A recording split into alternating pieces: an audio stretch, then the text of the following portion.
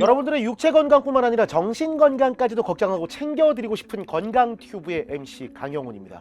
요즘 참 여기저기서 뭐 일들이 빵빵 터지면서 마음이 피폐하다, 심신이 괴롭다 하시는 분들 굉장히 많은데, 그래서 요즘 그 정신건강의학과로 향하는 분들이 굉장히 많다고 해요. 건강튜브, 오늘은 여러분들의 멘탈을 한번 잡아드리는 그런 시간을 갖도록 하겠습니다. 자, 오늘 함께 할 분, 우울증 해결사입니다. 박찬흠 원장님을 모셨습니다. 반갑습니다. 안녕하십니까. 센터 허밍 정신건강의학과 원장 박찬흠입니다. 반갑습니다. 박찬흠 원장님, 무슨 찬자에 무슨 흠자입니까? 저는 이제 도울 찬자에 공경할 흠자를 쓰고 있는데요.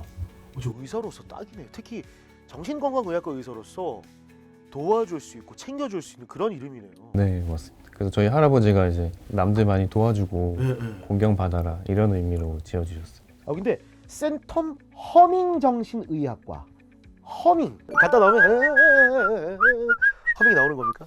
맞습니다. 제가 딱 그 이름 지을 때 의도한 바가 말씀해 주셨던 그런 콧노래를 부르면서 좀 나오시면 좋겠다, 일상생활로 빠르게 복귀하셨으면 좋겠다, 이런 마음을 가지고 정했고, 또 제 이름 뒤에 아까 흠이라고 해주셨던 그거랑 같이 이제 결합을 해서 병원 이름을 짓게 되었습니다. 요즘에 진짜 그 정신건강의학과를 찾는 환자들이 굉장히 많은데, 대다수가 또 우울증 환자들이 많잖아요.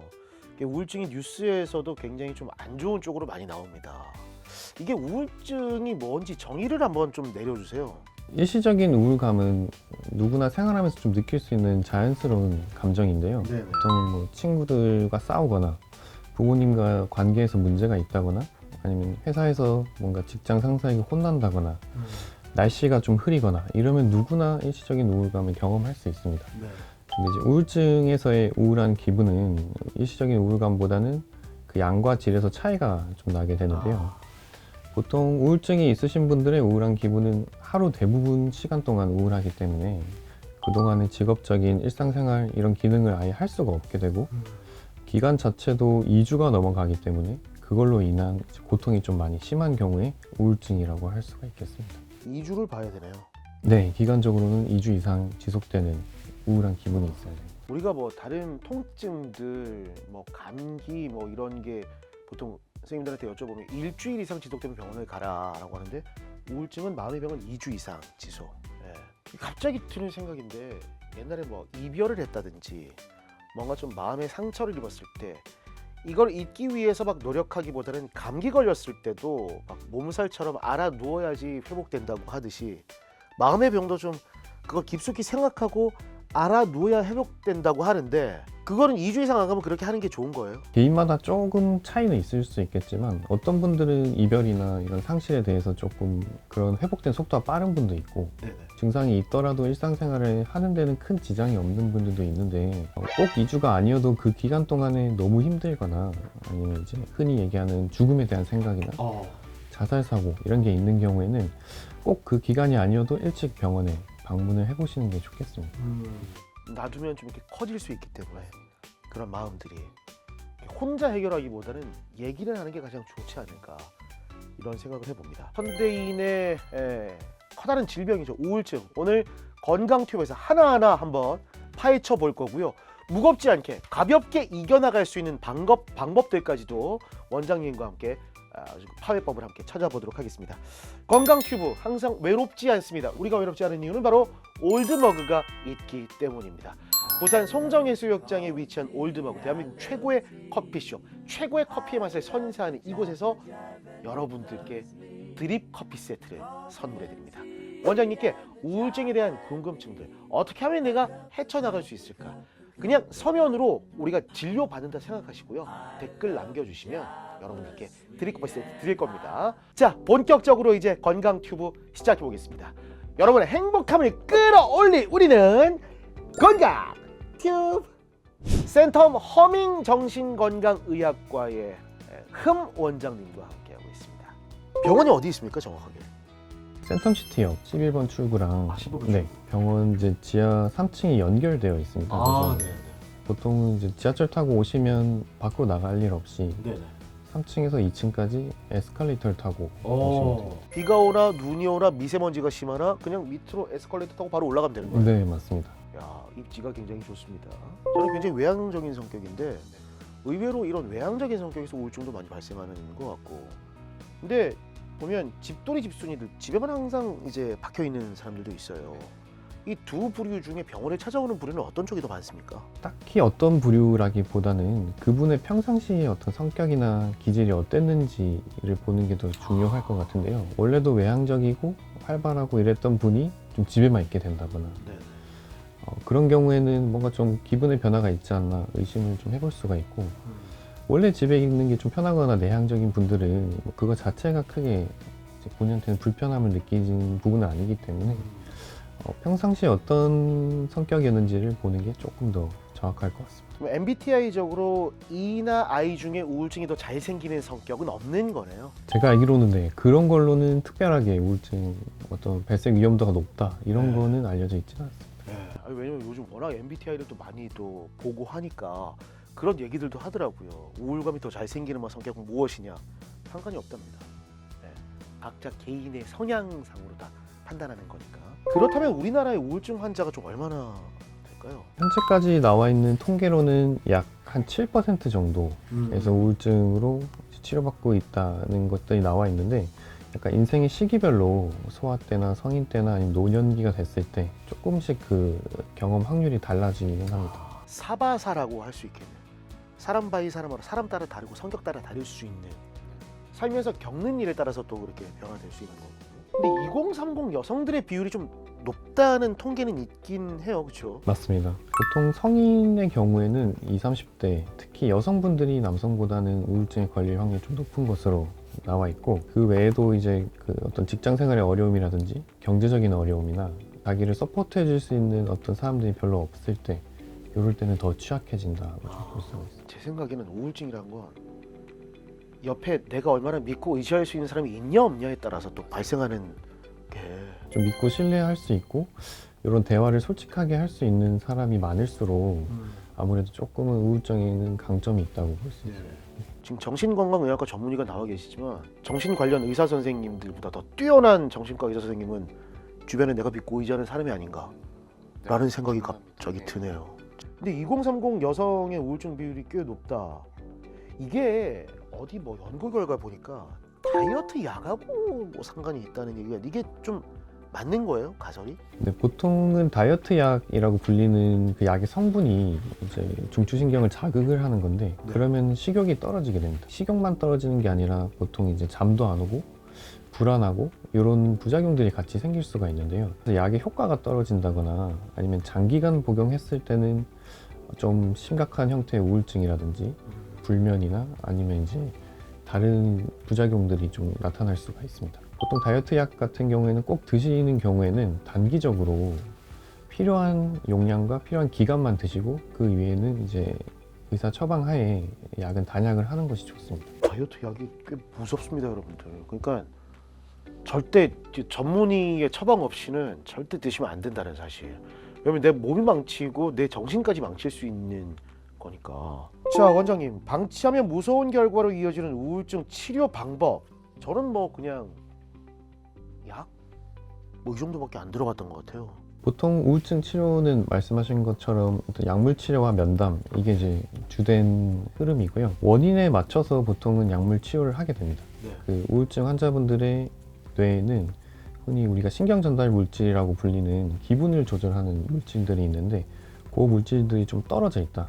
특히 세로토닌이나 노르에피네프린, 도파민, 요 세 가지가 떨어져 있는 것으로 밝혀져 있는데요. 그래서 약을 쓰는 거는 그런 이제 신경 전달 물질의 불균형을 교정하기 위해서 그 뇌 시냅스 간의 그 물질의 농도를 증가시키는 약물을 쓰게 됩니다. 시냅스라는 거는 뉴런과 뉴런을 이어주는. 네, 맞습니다. 네, 시냅스.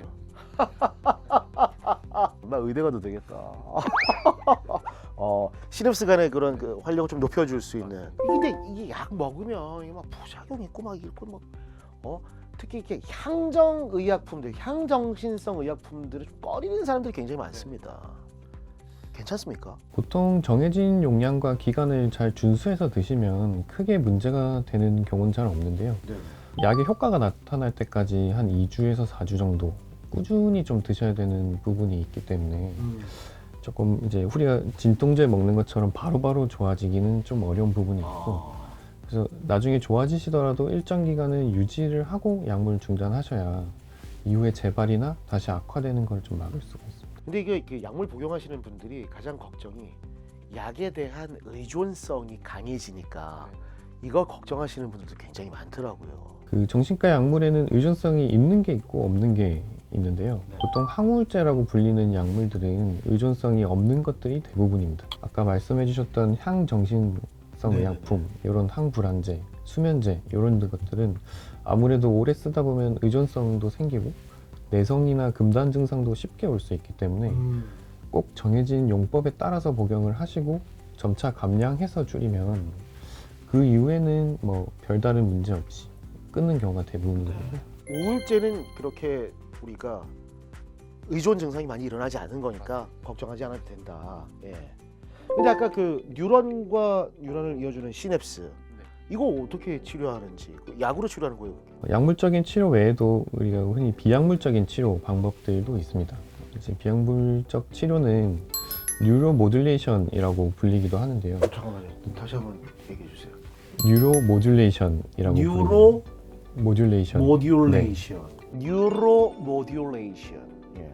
처음 들어보는데요? 그래서 요즘은 이제 좀 더 직접적으로 우울증 환자분들의 떨어져 있는 뇌 활성도나 이런 것들을 조절하기 위해서 흔히 전기나 자기장을 이용한 치료를 뉴로모듈레이션이라고 불리고 있습니다. 원장님도 어려워하시네요.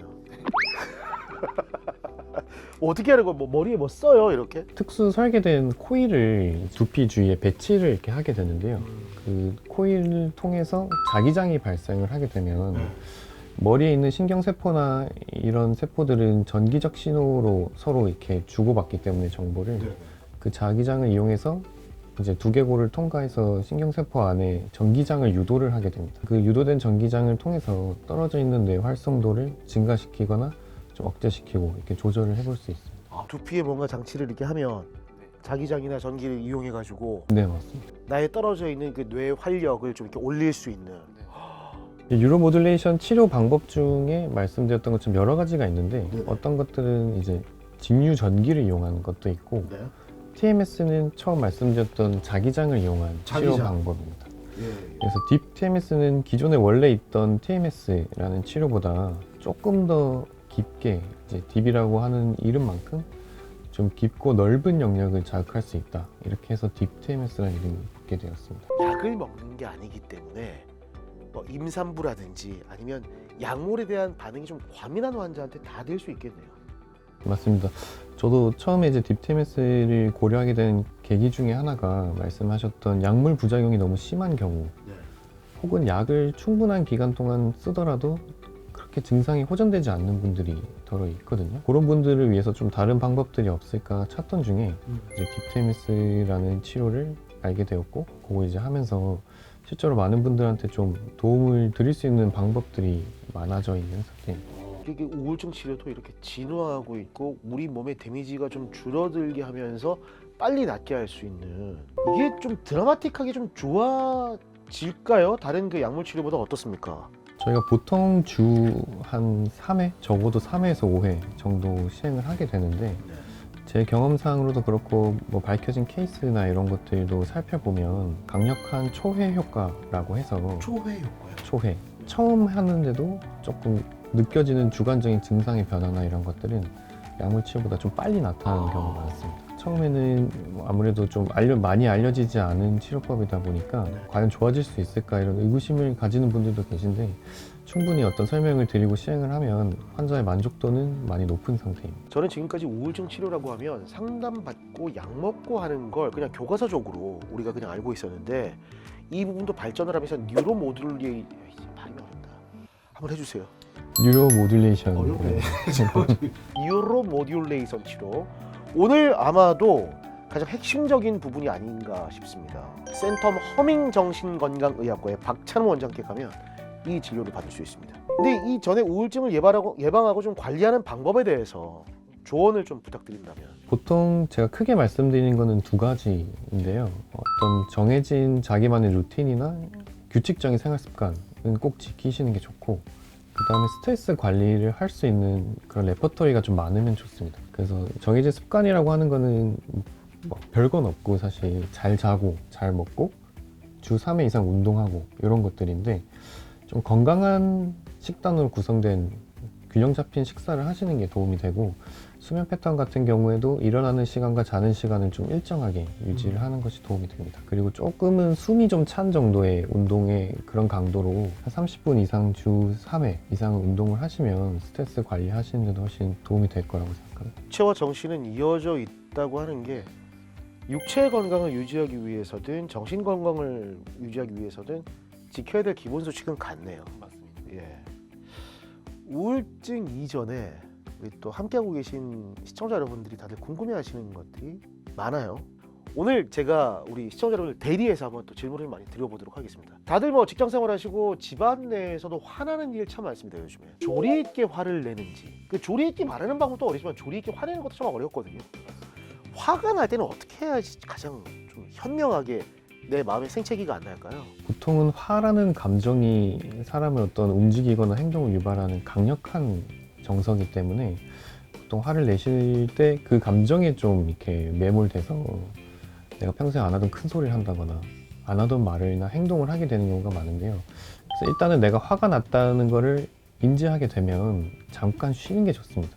한 박자 쉬고 그 다음에 하고 싶은 얘기나 이런 부분들을 좀 정리를 해서 말씀을 하시는 게 좋겠어요. 보통 그 강력한 감정 때문에 그 자리에서 뭔가 말이나 행동을 하는 경우가 많은데 그렇게 되면은 이후에 좀 후회한다든지 그걸로 인한 다른 문제가 또 2차적으로 생긴다든지 이런 경우가 많아서 이제 이런 상황에서는 한 박자 쉬고 얘기를 좀 해보는 게 좋습니다. 화가 날 때는 진짜 한 박자 쉬어가는 거 진짜 어렵겠지만 훈련하면 가능하지 않겠습니까? 네. 이 점을 좀 참고하시고요. 자, 그리고 다른 분의 질문 한번 보도록 하겠습니다. 저는 자려고 누우면 심장 쿵쾅대는 소리가 너무 커서 잠을 못 자겠어요. 혹시 이것도 공황장애의 일종인가요? 불안장애인가요? 물어보셨네요. 그 불안장애라는 카테고리 안에 여러 가지 질환들이 있는데요. 그중에 이제 공황장애라는 것도 있고 공황장애는 보통은 특별한 이유 없이 극심한 공포나 불안 혹은 여러 가지 아까 말씀 주셨던 가슴이 뛰거나 숨쉬기가 어렵거나 신체 증상이 동반되어서 나오는 경우가 대부분입니다. 근데 공황장애는 어느 정도 약물 치료나 어떤 인지행동 치료를 동반하게 되면 치료 효과가 큰 불안장애이기 때문에 만약에 내가 그런 부분이 의심이 된다라고 하면 병원에 오셔가지고 자세한 면담과 이런 걸 통해서 이게 공황장애인지 아니면 공황장애 외에도 어떤 다른 불안 때문에 생기는 불안장애인지 좀 감별을 해서 치료를 해보는 게 좋겠습니다. 공황장애가 더 큰 카테고리인 줄 알았어요. 그러니까 불안장애가 심해지면 공황으로 넘어가는 게 아닌가라고 생각했는데 그게 아니라 불안장애, 범불안장애 안에 공황장애가 들어가 있는. 네네. 안녕하세요. 저는 폐소공포가 있어요. 얼마 전에 MRI를 찍으러 갔는데 심장이 두근데 바로 나와버렸습니다. 이 증상이 언제까지 이어질지 좁은 엘리베이터에만 들어가도 불안해요 라고. 요즘 폐소공포를 좀 호소하는 분들 꽤 많이 있어요 사실. 어떤 특정 상황이나 대상에 대해서 공포를 느끼는 경우가 있는데 그 환경에 노출됐을 때 너무 느끼는 강도가 심하거나 이러면 저희가 약물 치료를 같이 써볼 수 있겠지만 원칙적으로는 특정 공포증이나 이런 상황에서는 일부러 그 공포나 내가 불안을 느끼는 상황에 노출을 시켜보는 방법이 있습니다. 뭐 처음부터 센 강도로 하면 당연히 이제 치료적으로도 좋지 않기 때문에 점진적으로 노출의 강도를 조금씩 높여가게 되는데요. 어떤 분들은 상상만 해도 불안하고 공포를 느끼시는 분도 있고 아니면 엘리베이터나 이런 그 정도로 좁은 공간은 아니지만 예를 들면 차 안이라든지 비행기 이런 데서도 공포를 느끼시는 분들이 있거든요. 점진적으로 노출을 해서 내가 불안하고 공포에 휩싸였을 때 그거를 좀 참아보시도록 말씀을 드립니다. 견디는 거. 그래서 이거를 처음부터 세게 하면 당연히 참기가 어렵기 때문에 낮은 강도부터 해서 적어도 그 내가 느끼는 불안의 정도가 한 50% 이상 줄어들 때까지 참아보시도록 하는 치료법이 있습니다. 이런 것들을 좀 노출 치료나 인지행동 치료라고 하는데요. 이런 부분들이 같이 동반이 되고 정말 필요한 경우에는 약물을 같이 써보면 훨씬 더 치료 효과는 크다고 할 수 있겠습니다. 사람은 적응의 동물이니까. 저도 사실 제일 처음 MRI 들어갔다 나왔는데 두 번째 갔을 때는 했거든요. 네. 네, 적응이 되더라고요. 맞습니다. 확실히 그런 부분이 효과가 있을 것 같습니다.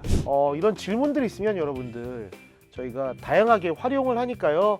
우리 박 원장님과 함께하는 이 영상 밑에 꼬리 질문 댓글로 달아주시면 저희가 올드머그 드립커피 세트 챙겨드리도록 하겠습니다. 우리 마음의 감기라 불리는 우울증에 대한 다양한 이야기들 오늘 건강튜브에서 여러분과 나눠봤고요. 오늘 어떠셨습니까? 아직도 뭐 많은 사람들이 이제 우울증이 좀 의지의 문제다, 정신력이 약해서 그렇다 이렇게 생각하시는 분들이 많은데요. 이번 기회를 통해서 이게 의지나 정신력의 문제라기보다는 정서적인 아니면 신체적인 또 내가 생각하는 어떤 패턴이나 이런 거에 변화가 생기는 뇌의 질환이다 이렇게 생각을 하셔서 내가 좀 힘들고 우울증으로 고통받는 분들이 빨리 이제 조기에 발견하고 치료하고 이런 계기가 됐으면 좋겠습니다. 네. 아까 2주 동안의 우울감이 지속되면 병원에 가보라고 했는데 저는 그거를 우리끼리 생각하면 한 열흘 정도로 잡고 싶어요. 이게 2주는 너무 긴 것 같아. 딱 열흘 정도로 잡고 가까운 정신건강의학센터로 꼭 가서 나의 상태를 점검하는 거, 내 상태를 점검하는 게 가장 나의 미래를 위한 멋진 투자라는 거 다시 한번 기억해 봤으면 좋겠습니다. 센텀 허밍 정신건강의학과 박찬흠 원장과 함께한 우리의 마음 건강을 위한 시간이었습니다. 여러분들의 마음의 행복을 끌어올릴 우리는 건강